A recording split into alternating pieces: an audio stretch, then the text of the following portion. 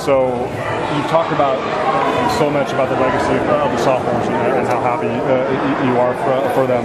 It just seems only fitting that one more challenge down 9-2 in the third for them to come back. Is that just kind of what describes the legacy of that group, that no challenge, no obstacle was too much for them? Absolutely. I think that's exactly what it is. I think that's just the fact. I mean, just you know, and I had no doubt. I mean, I'm in the game, and I had no doubt that we're going to make a run, you know, using our serves again, and come back in the game. I mean, I even told my coaches, I said, you know, we're going to be okay. We're just going to keep scoring some points off the serve, side out. And that's exactly what we did.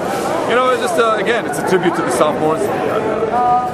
You know, we're down 9-2, and they never got tense. They kept swinging away and making big blocks and making one big play after the other. And that's awesome. Those are the things that we remember the most. Absolutely.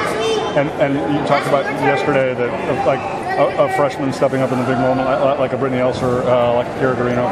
Obviously today, Ashley Smith, maybe playing one of, if not the best match of her season. 100%, absolutely.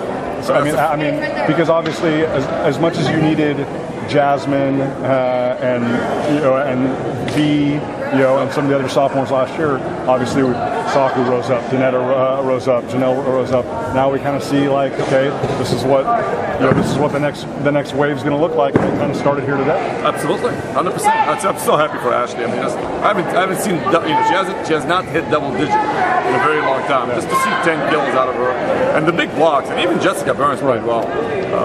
You know, Kira did not get a lot of kills, but she's putting a lot of pressure on the outside hitters with her block. They just played an outstanding match. Saku Fuji.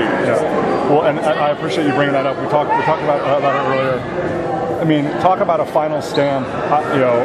Certainly we all hope that she stays and plays 4-year college volleyball in the United States. But if this was her last mark in the United States, I mean, what a way to leave an impression. Absolutely. But she left very, very impressive, record, legacy, if you want to call it.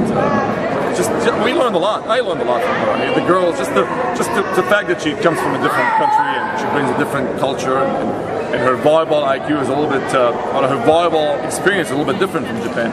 We learned a lot from it, and I think we benefited a lot from this. And I knew that she was going to have a good game today. I mean, it's just for some reason, she struggled yesterday. Her passing was good, but she struggled with her attacks and her block. And today she had an outstanding match. I mean, that's the Saku that I know. 17 kills. Is that how many she had? And she had, I think, 10 or 11 kills before she even had an error. Exactly. So I mean, obviously, she's going to be efficient right down to the end. She hit. I think she had 14 kills last year and no errors. And I think in the final game against Santa Rosa. Exactly. That's an outstanding player. Just an outstanding player. The fact that you told me and you told them that it would be okay to lose, like nobody's it's not gonna at some point during the year, not today. But yet it just seems like this group that wasn't acceptable to them. I mean, last year you won 99 sets and lost 11. This year it was 99 and only lose 4, and 2 of them were yesterday. It just seemed like this group just. We talked about, can you be perfect? Well, I don't know, but this was pretty darn close. You're right. But it just seems like that's I mean, I know you set the bar incredibly high, but it seems like they might have even personally for themselves wanted to set it even higher. Absolutely. They talked about it at the beginning of the year. Absolutely. Sophomores have a lot to do with it. I mean, they set the groundwork for the girls from the get-go. They told them, this is what we're here to win a championship. But I don't never want to put pressure on them in terms of, hey, we got to go undefeated. That's not the goal. The goal is to win a championship. Very few teams win a championship and go undefeated. It's more like icing on the cake for me. Absolutely. And the last thing, 3 in a row, and obviously the opponent on the court today is the only other team who's ever won 3 in a row. Obviously they have 14 more on top of that, but we'll start with 3 in a row. I mean, just your quick thoughts on just the significance of being one of only 2 teams in state history to reach this level of consistency. I'm flattered.